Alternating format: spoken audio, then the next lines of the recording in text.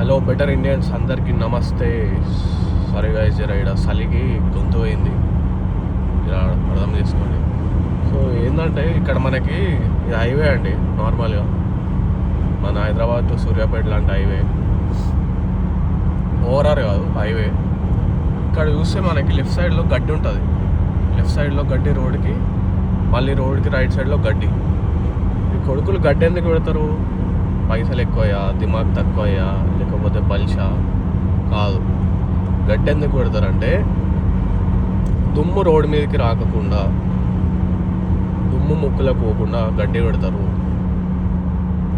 వీళ్ళు పిచ్చోళ్ళు కాదండి, గడ్డి పెడితే దుమ్ము రాదు రోడ్డు మీదకి, యాక్సిడెంట్లు కావు, రోడ్డు స్కిడ్ కాదు, టైర్ల గ్రిప్ మంచిగా ఉంటుంది. అందుకే గడ్డి చూడండి, మొత్తం నీకు అసలు ఇంత దుమ్ము కూడా అనిపించదు, అంటే మట్టి కనబడదు. బేసికల్గా పక్కనంతా అడివే, ఇదంతా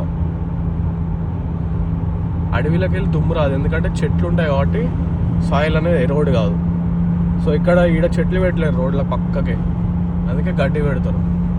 గడ్డి కూడా మెయింటెనెన్స్ చేస్తారు, ఎవ్రీ 10 డేస్కి ఒకసారి, 15 డేస్కి ఒకసారి. గడ్డి పెరుగుతుంది కదా, మెయింటెనెన్స్ చేస్తారు, అంటే మిషన్లు తీసుకొచ్చి కట్ చేస్తారు.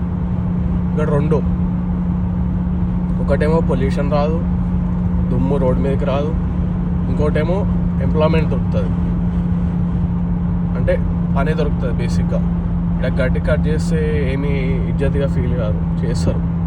ప్రతి అమెరికన్ అనేటోడు గడ్డి కట్ చేస్తారు, సో ఎంప్లాయ్మెంట్ కూడా దొరుకుతుంది. ఇట్లాంటివి ఇంప్లిమెంట్ చేస్తే బాగుంటుంది మన ఇండియాలో కూడా. ఇట్లా గడ్డి పెట్టి ఏడేడ దుమ్ము ఉందో అడంతా గడ్డి పెడితే, గడ్డితో కవర్ చేస్తే దుమ్ము రాదు, పొల్యూషన్ అనేది తగ్గుతుంది చాలా వరకు. అసలు ఒక 20%, 30% పొల్యూషన్ని కంట్రోల్ చేయవచ్చు ఇట్లా గడ్డి ఓపెన్ ప్లేసెస్లో గడ్డి పెడితే. ఎక్కువ ఖర్చు కూడా కాదు, ఒకసారి పెడితే అది లైఫ్ లాంగ్ ఉంటుంది, జస్ట్ మెయింటైన్ చేయడం అంతే. సో ఇట్లాంటివి ఆలోచించండి, ఎవరైనా లీడర్లు వీడియో చూస్తే ఇట్లాంటివి ఇంప్లిమెంట్ చేయండి. Thank you.